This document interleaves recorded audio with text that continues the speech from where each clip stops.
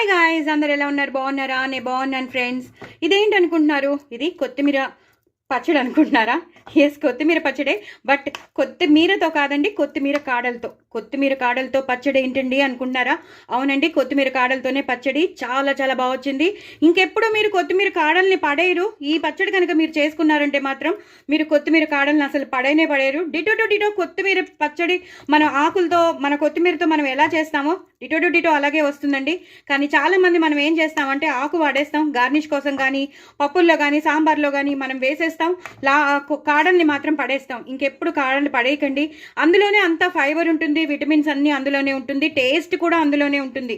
So అందుకే చెప్తున్నాను, తప్పకుండా మీరు ఇలాగా కొత్తిమీర కాడల్ని ఇలా పచ్చడి కింద యూజ్ చేసేసుకోండి. చూసారు కదా, కావాలని కొంచెం పోపు ఉంచుకున్నాను లాస్ట్లో. సో దట్ కొంచెం పోపు ఉంచుకుంటే ఇలా మనం కలిపేసామనుకోండి, మధ్య మధ్యలో మనం అన్నం తినేటప్పుడు మనకు వస్తూ ఉంటాయి ధనియాలు కానీ, మినపప్పు కానీ, శనగపప్పు కానీ. అద్రిపోయిందండి.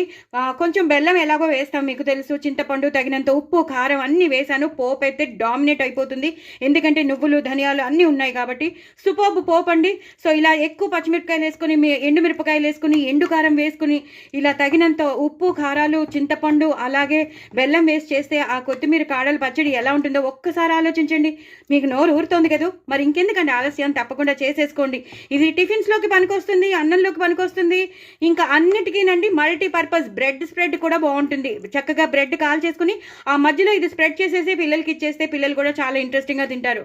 ఎందుకో తెలుసు కదా, చాలా కమ్మగా, కారంగా, తీతీగా ఉంటుంది. ఫస్ట్ ఆఫ్ ఆల్ కొత్తిమీర పచ్చడి అంటేనే తీతీగా ఉంటుంది. మరి ఇంకెందుకు ఆలస్యం అండి, తప్పకుండా చేసుకోండి. నా ఛానల్ని సబ్స్క్రైబ్ చేసుకోండి, వ్యూస్ పెంచండి, అలాగే సబ్స్క్రైబర్స్ని కూడా పెంచుతారని అనుకుంటున్నాను. మీరు ఇది చూసాక మీరు సబ్స్క్రైబ్ చేసుకుంటారు కదా, మరి తప్పకుండా చేసుకుని చక్కగా ఇలా ఎంజాయ్ చేయండి. ఇంకెప్పుడు కొత్తిమీర కాడల్ని ఎవ్వరు పడేయకండి. నేను చెప్పేది ఏంటంటే యూట్యూబర్స్ అందరికీ చెప్తున్నాను, యూట్యూబర్స్కే కాదు మొత్తం జనాలందరికీ చెప్తున్నాను. ఏమని? కొత్తిమీర కాడలు పడేయద్దని, చక్కగా యూటిలైజ్ చేసుకోమని, ఇలా టేస్టీగా పచ్చడి చేసుకోమని మొత్తం అందరికీ చెప్తున్నాను. నేను జనాలందరికీ చెప్తున్నాను. సో ఎంతమంది ఉంటారో అన్ని కోట్ల మందికి చెప్తున్నాను. తప్పకుండా వాడండి, చేసుకోండి, ఎంజాయ్ చేయండి, హెల్తీగా ఉండండి. చాలా చాలా హెల్తీ పచ్చడి. మరి చేసుకుంటారని అనుకుంటున్నాను. చక్కగా చేసుకోండి, సబ్స్క్రైబ్ చేసుకోవడం అసలు మర్చిపోద్దు. బాయ్ అండి.